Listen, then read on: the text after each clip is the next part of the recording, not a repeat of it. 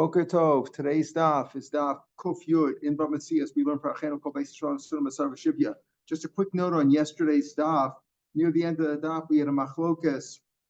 If a man took as a mashkan somebody else's pardes for 10 years, and then let's say after 5 years, the orchard dried up. So Abaya says that it's peiros, and therefore he's entitled to eat them. The balamashkin, the mortgagee, let's say the creditor, and Rava said that it's keren, that it's considered principal. You can't eat it up. You have to sell it, buy other land, and use that. Don't eat up the principal. And I pointed out that that's the Rambam's little footnote there, that Seichen we call that little, or the not the footnote, I guess the head note is next to the word Abaya, and we don't paskin like Abaya against Rav except for 6 cases in Shas, and this is not one of them. But I looked up the Rambam Takat Paskins like Rava, that it's Keren, meaning the little note there, the little hay next to Pera, when it comes to Abayam or Pera, is really misplaced. It should be next to Rava. You can't always determine just from the fact where that little letter is that the Rambam Paskins that way. Usually that's the case, but not in this case. All right, so from the 4th line on Daf Kuf Yud, there was a shtar, there was a creditor and a borrower. And what happened? It said that you can stay, the creditor lent him, let's say, $1,000, and he's going to be on the land for a certain year, for a number of years. He could take that mashkon, he could take the field as a mashkon, as a mortgage, and he could eat the fruit off the field during that time.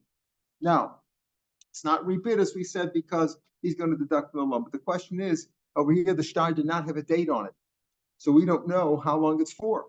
So the Malva says, just said for years. Malva says, Malva Michelle, she says 3 years. The Lova says, Shtayim, it's only 2 years. Now, and what happened? The 3rd year began, and the Kota Malva, Vachlim Lepere. Now, he ate the pears in the 3rd year too. The Lova said, you had to give it back to me after 2 years. You stayed there a 3rd year and ate it. Maybe the Lova was out of town. He couldn't protest at that point. So what do you do in a case like that? Who's right? Do you say, well, the Malva ate the Paris already? He's eaten them already. What are you going to do? Or do you say, no, the Lova is correct? Who's the owner of the field? The Lova.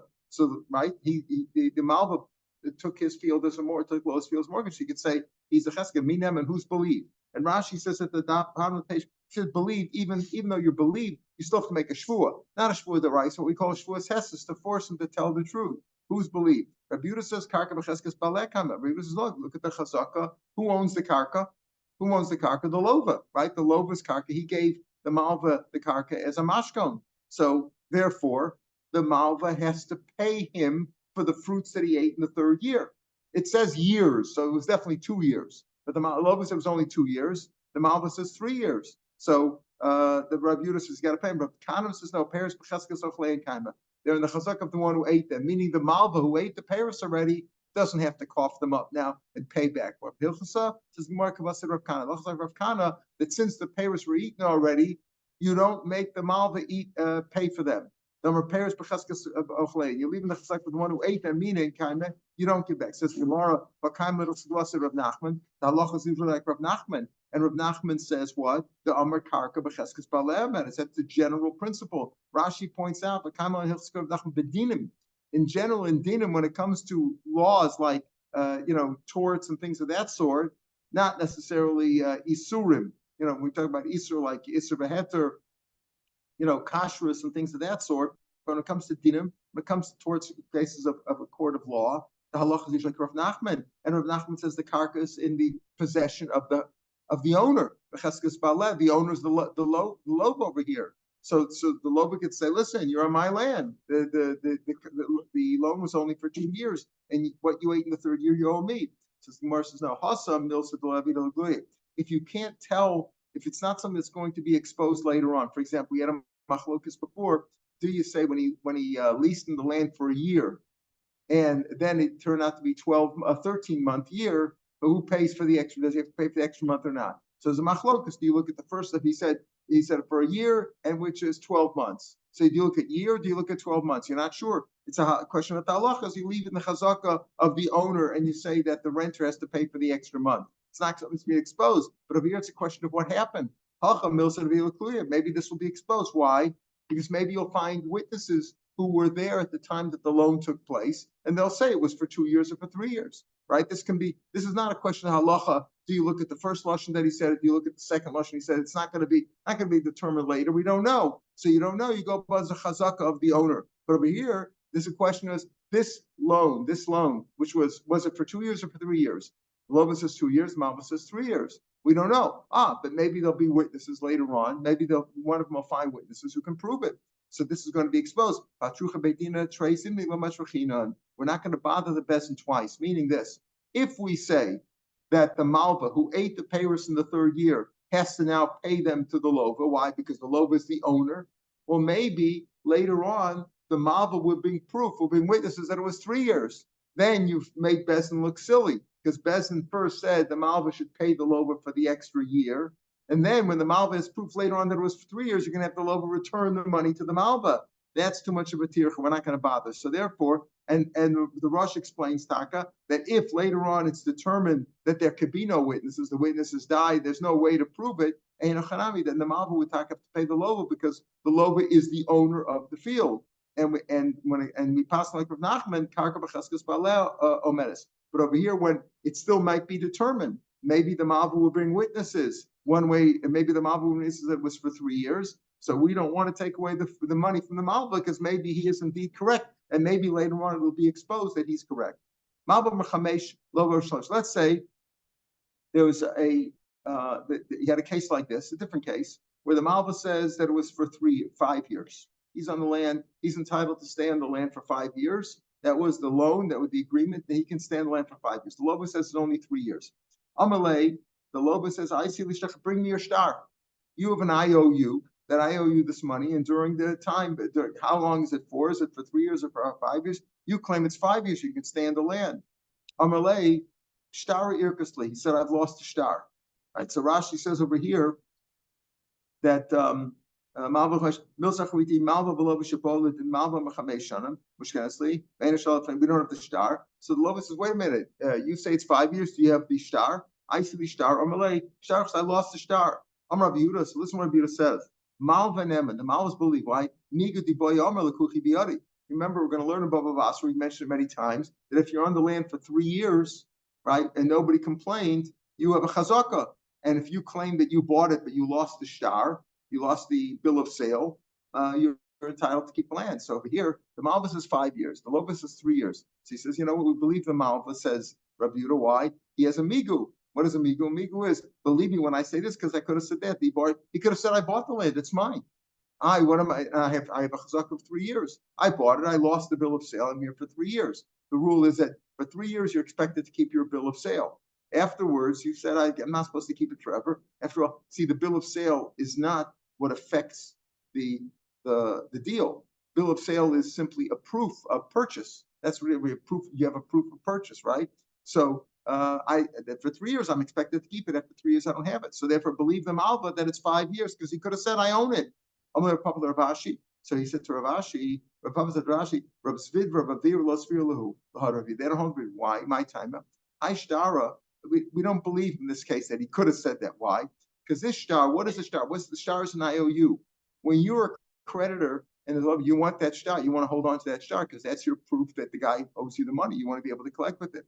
Since it's made for collection, it's made to be able to pay to collect the money from the Lova, to seize the money from the Lova.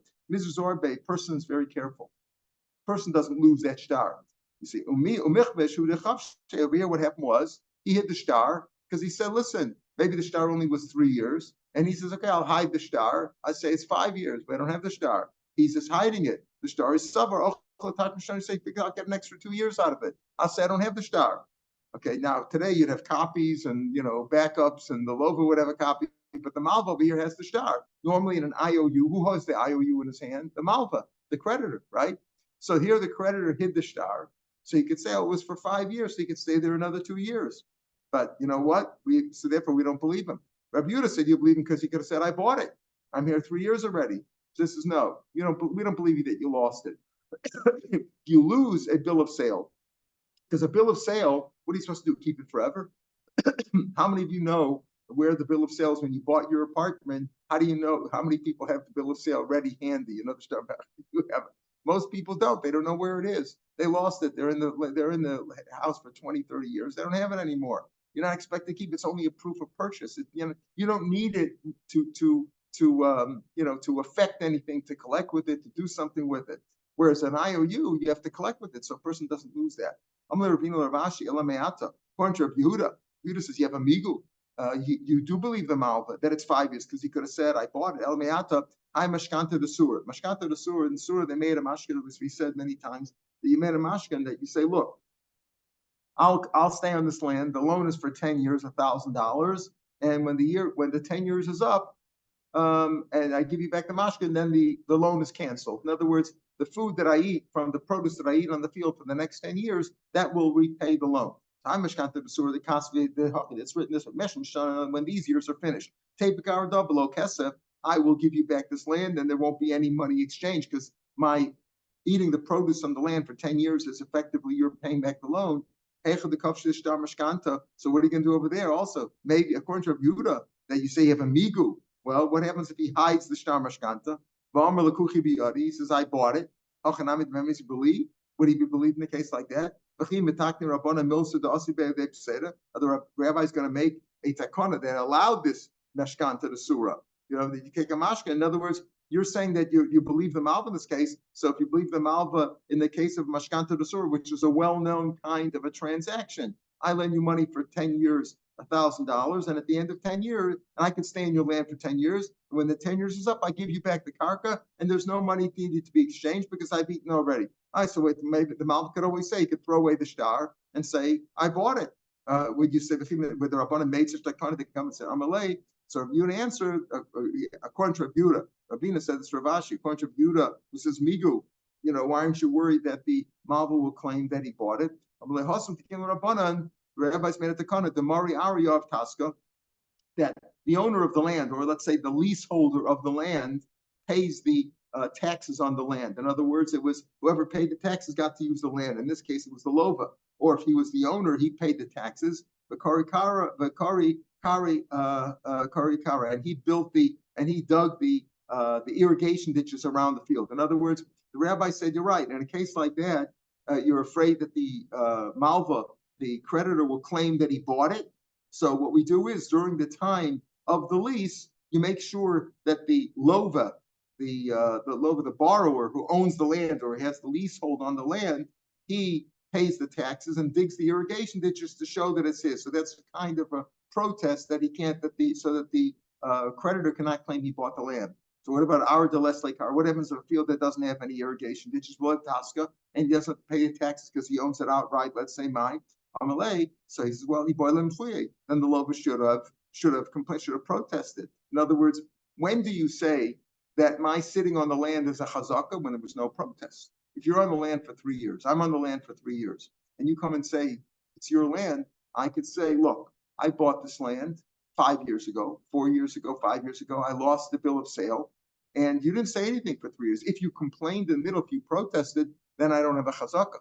Chazaka is only when I've been on the land for 3 years with no protest, no appeal. So in a case like that, so here he says, maybe the malva will claim in a case of mashkanta d'sura that he owns the land. No, then in a case like that, the lova should have protested that. What happens if he didn't protest? He's caused the loss himself. Another case. The Oris, the sharecropper, says, listen, made a deal here, I get 50%. Remember, sharecroppers can make different deals. It depends on the location, it depends on their deal. Could take 20, 30, 40, 50%. We said yesterday in the case of a gardener, the shisla, he normally gets 50%, and the sharecropper got a third. And that was what we came up, that whole discussion yesterday with the math. But over here, the Oris says, listen, the deal was I'm supposed to get 50%. Abai says, no, the shlish. All right, if the deal was only for a third, who's believed? Again, believed over here means with the shua assesses. He still has to make a shua, not a shua the rice of makes a shua assesses. Who's believed? Who do you listen to? Rabbi Yehuda or Balabais Hemen? You listen to Balabais. Pretty much like what Rabbi Yehuda said above. This is Rav Yehuda, not the Tana. Rav Yehuda, the Mora, Karka b'cheskes balel, the cheskes, the chazaka of the owner, right? The only time you don't believe him is in a case where we said where the malva has a migu. but otherwise you believe the malva. You don't believe the malva, you believe the owner of the field. So here Rabbi Yehuda says you believe the balabayas. Rav Nachman says no. I call it it depends on the minig of the minig. Rabbi Yehuda says you believe the balabayas and only gets a third. Rav Nachman says no. It depends on the custom of the place. So savar mina. So the Gemara assume low plea. There's really no machlokas. How about the shakal arisa palga in a place where the aris takes normally half? That's when you believe the aris. How about the shakal arisa tosa? But in a city where the aris only gets a third, and that's what the balabai said, he gets a third. So there's really no machlokas over here. Rav Yehuda was talking about in a case where the minig is, he only gets a third. And Rav Nachman says, Akol Medina is talking about a place where he normally gets half. Amar Rav Mari, brother of Shmuel, so Mari, the son of the daughter of Shmuel, said, even a place where the Oris gets half, pligi Rav Yehuda, pligi. They argue there too. Rav Yehuda says, Balabais Neman. Balabais is believed even if the custom of the locality is that the sharecropper gets half. Rav Yehuda still says no. You believe the Balabais when he says a third. He could have said he's not even a sharecropper. He's just my hired hand. He's my hired worker, lakita, my hired gleaner, the guy who schleps afterwards. In other words, you still believe the Balabais even in the case of gas. We have this machlokas. Now, what happens if there's a creditor and the debtor dies? The debtor dies, and he had some, property mortgage to the creditor. Now the Yisomim have been on the land, young children, and they've improved the land. Now, when the creditor comes to collect the field from the Yisomim, right, you can't collect metalklin from Yisomim, but karka you could collect. But they've made improvements. What happens there? Yisomim say, we've improved this. You can't take that. You could take the field, but you can't take our improvements. Your father improved this before. It's all in my possession. In other words, it's all due me. This land, he owes me all this money, including what he improved it, and he owes me the money. Who is to bring a proof? The Yisomim or the Balcho, the creditor? So Sabrav Chanil Meimer wanted to say, the land is in the chazaka of the Yisomim. They are the ones who are most significant. The Balchov has to bring a proof because they are the ones who are on the land now. Amalu Saba. One of the elders there said, Rabbi Yochanan said, no, the Yisomim have to bring a proof, meaning people who act on their behalf, their lawyers, their apotropos, will have to bring a proof that they improved the land and that the Balchov is not entitled to that improvement. My time, Ara, since the land since it's made for collection, after all, the Balchov has a lien on that land. He lent their father, the deceased father, he lent them money, and the father had mortgaged that land to this loan. Since it's made for collection, it's as if it's been collected already by Yisom Lavi Raya. In other words, the land that the Yisom is on is mortgaged to the creditor. So the creditor is entitled to land as if he collected already. Now, what are you saying? He has the land with the improvements, the shvach. Again, shvach means it's not fully grown, ready to be picked. If it's ready to be picked, it's like it's picked already. That's payros. Shvach means there's improvement on the land, but it still needs the land. So what happens in a case like that? The Yisomim have to bring a proof that they improved it. Otherwise, Balchov can take it. He can seize the whole land with the improvement. Amar Abaya, Afanan Amitanina. There's a proof to this too.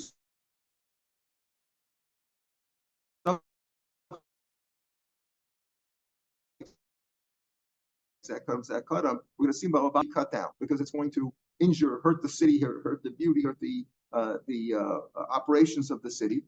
Let's say you're not sure. Let's say my tree was next to your well, right? Your well. Now, if you let my tree grow, it's going to destroy your well. The roots will go and destroy the well. So what's the halacha there? There, the halacha is it depends. Was the well there first? Then the tree must be cut down, uprooted. If the tree was there first, too bad for the boar. The tree could stay there. That's where it's two people fighting. I have my boar, you have your tree, and the question was who was there first. That's when it comes to two individuals. But if it's a tree ruining a city, then the rule is you got to cut down the tree.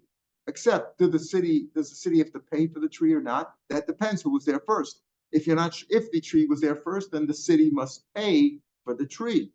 If the tree was there first, then I'm sorry, what did I say? If the tree was there first, then the city must pay. If the city was there before the tree, then you cut down the tree, you don't have to pay because he had no right to plant the tree there. Suffix that cut him, suffix if you're not sure which one. So kotus, you cut it down either way, beinos and dama. because the other guy has to prove that his tree was there before the city.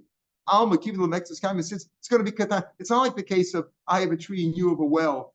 Then the question is who was there first? If your well was there first, I got to cut down my tree. If my tree was there first, then I don't have to cut down the tree. There's a question: do you cut down the tree or not? But when the tree has to be cut down in any event, because it's mafri, it's bothering the city, then on behalf of the city, go bust the robe of the city, you have to cut it down. The only question is, does the city pay for it or not? If you're not sure who was there first, then you cut it down and you don't pay. Since it's got to be cut down either way, I see raya b'shakel. You say, listen, it's going to be cut down anyway. Now you want to get paid for it. You got to bring a proof that you were there before the city. Since this star was going to be collected anyway, in other words, the land was going to be collected from this for this creditor because he had the loan on it. Come out, the government says if it's collectible, some love it, Brian, they have to bring proof. Okay, I see Yisam right. Let's say the Yisam do bring proof. They bring proof that the creditor is definitely allowed to take the land with the improvements. Question is, the Yisam now prove that they made the improvements. So the Baal Chov has to pay him for that. I see Asmi Raya, the Inuash, because they improved it, not their father when he was alive, but they improved it with their funds. What it say, when you pay them off and get rid of them, you got to give them a piece of the land. Since they made the improvements, you give them a piece of land. Below, that's not the halacha. But you pay them off with cash. In other words, let's say the land was $1,000 and they made improvements of $100. So you pay them $100. Can they take, let's say, 1/10 of the land? No, you pay them off with cash. Rav Nachman, from Rav Nachman's rule, Rav Nachman, Shmuel, there are three people that you assess the improvements that they made, and you pay them off with cash. Okay, this is going to be a little bit more complicated. This math is not as complicated as yesterday's, but we're going to explain it. Let's understand something. How much is a Bechor? Let's say there's two sons. A man dies, leaves two sons, a Bechor and a Pashut, a Bechor and a non-Bechor, the second son. How do you divide up the land? You divide it up into 3 portions, and the Bechor takes 2/3, and the other brother that kicks 1/3. Now, after the father died, together, they didn't split it up yet, they improved the land together. That's called, the Bechor doesn't get a double share in that. Ain't a Bechor, no to Baroy, it says, he takes everything, Bechor gets 2/3 what was extant at the time of death. But any improvements, the stock market went up afterwards, whatever, they made more money afterwards, there was improvements afterwards, he doesn't get that. So he gets, how much does he get of the improvement? Half. He splits it with the other brother. Let's say it's Reuben and Shimon. Okay, so now what happens here? When they split it up, the Bechor gets 2/3 of the land, and the Reuben gets 2/3, Shimon gets 1/3. But Reuben owes Shimon, right, for the improvement, right, for improvement, because the Reuben's sitting on 2/3 of the land. That extra third of the land is really 1/6 more. It's really 1/6 more, right? Because it's right 1/6 more of the entire amount. Think of it this way. Think of it as the Bechor gets 4/6 of the land, and the Pashut, the Shimon, gets 2/6, which is 1/3. And then the Bechor has to give of the improvement. He has to give 1/6. He got 4/6 of the land and 4/6 of the improvement. One of those 4/6, 1/6, he has to give to Shimon, so that they each wind up with 3/6 of the improvement, or half the improvement. So how much does he actually give? He actually gives 1/4 of his land, because the Bechor got 2/3 of the land, right? 2/3 of the land, which is what? 4/6, and one out of those 4/6, 1/4 of the 4/6 of the improvement he gives 1/6 to Shimon, so they each wind up with 3/6 of the improvement. So here also, when he takes the land, the Bechor gets 2/3 of the land, but then he has to reimburse Shimon 1/4 of the improvement that Reuven has, which is really 1/6 of the total improvement. So they each wind up with 3/6. Also,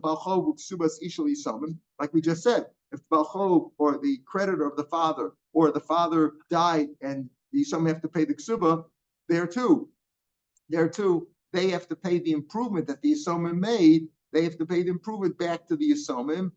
They pay that out of cash. They take the land, right? They take the land. The Isha, in this case, the wife, the Almana, gets the land, and she has to pay the Yisomim the improvement that they made.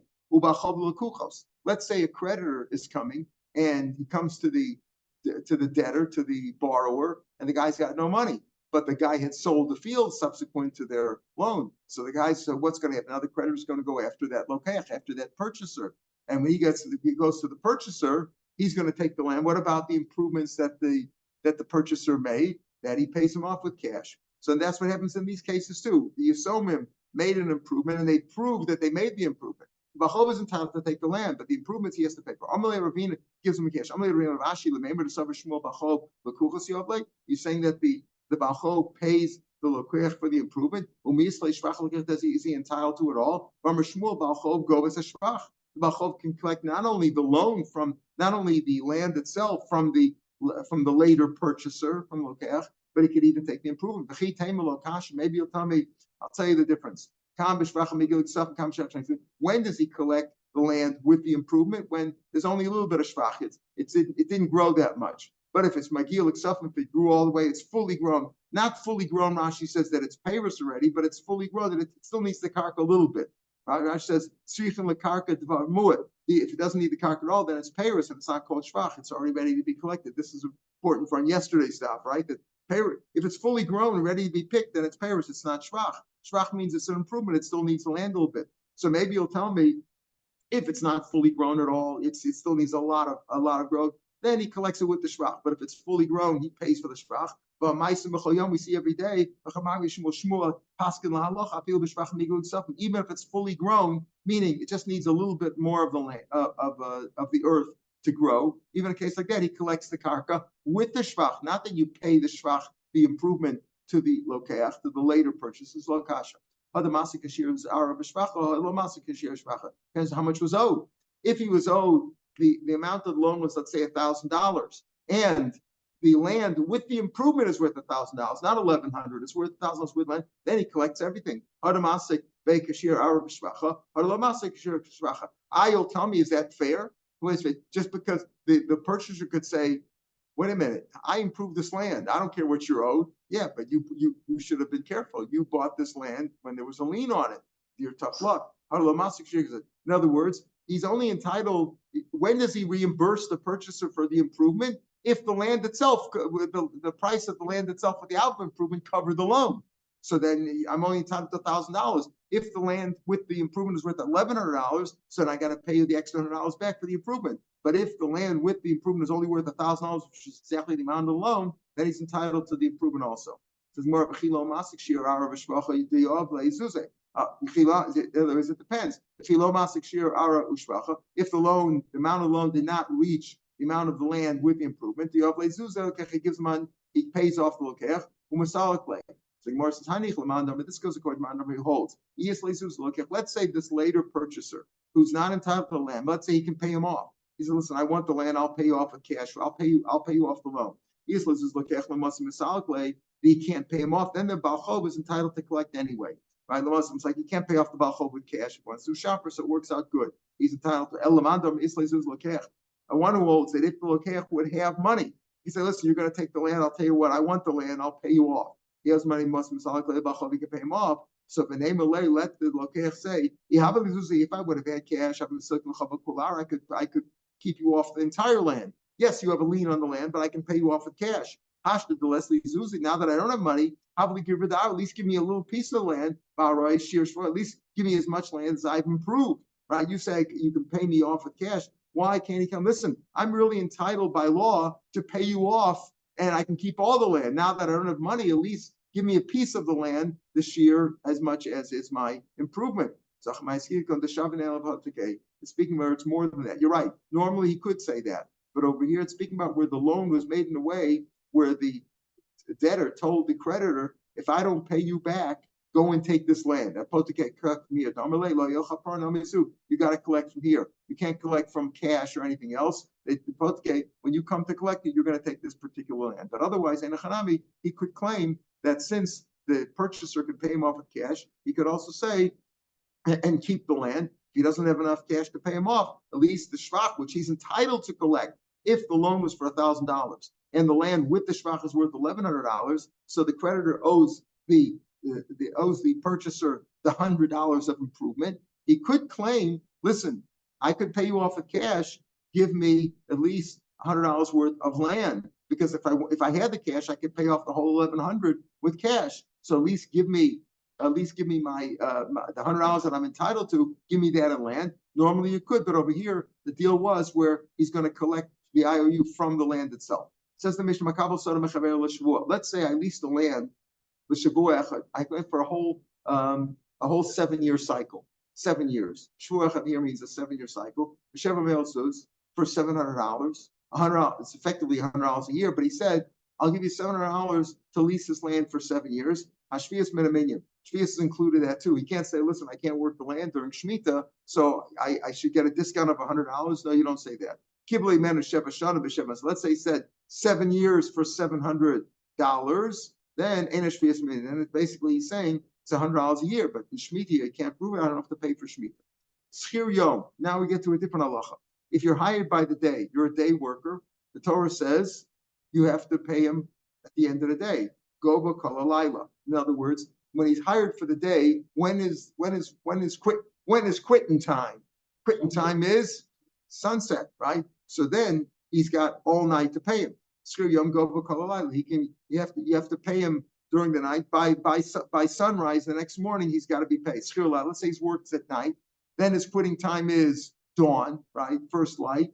Skir laila, go for kol yom. He's got to pay him. He's got all day to pay him. In other words, he's got till the next sun up or sundown. Skir shows. Let's say he's paid by the hour. Go for kol halayla. If he's, let's say, working only by the hour, go for kol yom. Meaning it depends. If he's only hired, let's say, for 3 hours till 12 noon, so he's got all day to pay him. In other words, whenever the quitting time is, you can't say if his quitting time is sundown that he's got to pay him at that second. He's got all night to pay him till the next morning. If the quitting time is in the morning, it's first light, then he's got all day to pay him until sundown. If he's only paid by the hour, shows, then if he's quitting, let's say at 11 or 12 o'clock in the morning, then he's got till sundown. Or if he's working in the middle of the night and he gets off at 2 a.m., then he's got till the morning to pay him. Skir Shabbos, or let's say he's worked by the week, or Chodesh, or by the month, or Skir Shana for the year, Skir Shavua, or for 7 years he's paid for that. Yatsa, it depends on when his quitting time was. Yatsa b'yom, if he left during the day, go b'kolim, he's got all day to pay him until sundown. Yatsa b'layla, go b'kolayla v'cholayom. Now this goes a little bit against what we understood, because if he leaves at night, he's got only till sunrise to pay him. So the Gemara is going to say this goes like a shitas yachid, and that's really the halacha. The halacha is whenever you quit, whenever it's quitting time, you have until the next sundown or sunrise to be paid, and it's based on the psukim. How do you know if he's hired by the day, meaning his quitting time is at sundown, that you only have that night to pay him? It says don't hold back his salary until the morning. So what do you mean until the morning? We're talking about when he quit at sundown. So you have till sunrise to pay him. How do you know if he's worked at night that you have, and his quitting time is at sunrise, you have all day to pay him? Shneimar, v'yomo titin schar, one pasuk is in Vayikra, one pasuk is in Dvarim. V'yomo titin schar on that day, right? The sun should not come down without him being paid. Maybe it's the other way around. Maybe it's around. The answer is maybe he's got to pay him, meaning maybe it means that if he works during the day, you got to pay him by the end of the day. And if he works at night, you got to pay him by the end of the night. Not you have till the next day to pay him, then like another 12 hours. It says as we had before, whether it's rent for an apartment, for housing, or whether it's payment for a worker, that's called schirus is only paid at the end. Not like the custom is in the modern democratic world today, where you pay rent at the beginning of the month. But in the Gemara's time, schirus is only paid at the end, and it's based on a pasuk. It's schirus shana b'shana. The schirus for 1 year is paid at the end. Is paid in another year, meaning it's paid at the end. So he only owes him the money at the end. So if he quits at sundown, so he can't expect to pay that second. So he's paid. He gets paid. He has to be paid by the next morning, and vice versa. The pasuk just says, "Don't hold back his salary." Don't I know? You're not allowed to hold his payback. That means you should pay him right away. So obviously, if he worked during the day and quits his quitting time is at sundown. So it says, don't hold back. I would know that he only have till the morning. Why does it say ad boker? you're only losol, you're only over on the lav until the next morning. Bilvad. What happens if he still didn't pay him? For days go by. Then you're over on delay. You held it back. Where's the pasuk say? Micro, what's the pasuk? You shouldn't tell your neighbor, your friend, your fellow, lech, go, v'shuv, and come back, and I'll pay you tomorrow. When you have the money. In other words, that's what the pasuk says in Mishlei, when you have the money.